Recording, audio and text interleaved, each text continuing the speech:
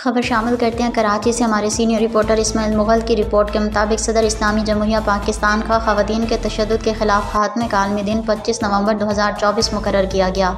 मोरखा 7 नवंबर 2024 को बेबाक समाजी रहनुमा खादिम इंसानियत परवीन मुगल का फलाही काम करना, ड्रग्स माफिया,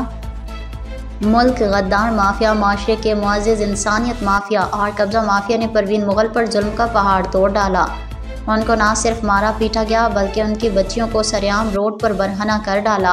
और दहशतगर्द रिकॉर्ड याफ्ता क्रिमिनल माफिया के साथ मिलकर उन मकान का ताला तोड़कर कीमती घरेलू सामान, दीगर ज़रूरी कागजात चोरी करके ले गए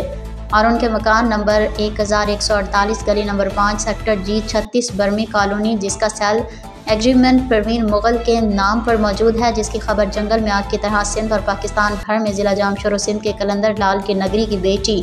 परवीन मुगल के साथ होने वाले जुल्म के खिलाफ अहलियान पाकिस्तान में सियासी समाजी लोगों ने परवीन मुगल पर होने वाले जुल्म के खिलाफ भरपूर मजम्मत और परवीन मुगल पर जुल्म ढाने वाले रिकॉर्ड याफ्ता क्रिमिनल माफिया के खिलाफ गिरफ्तारी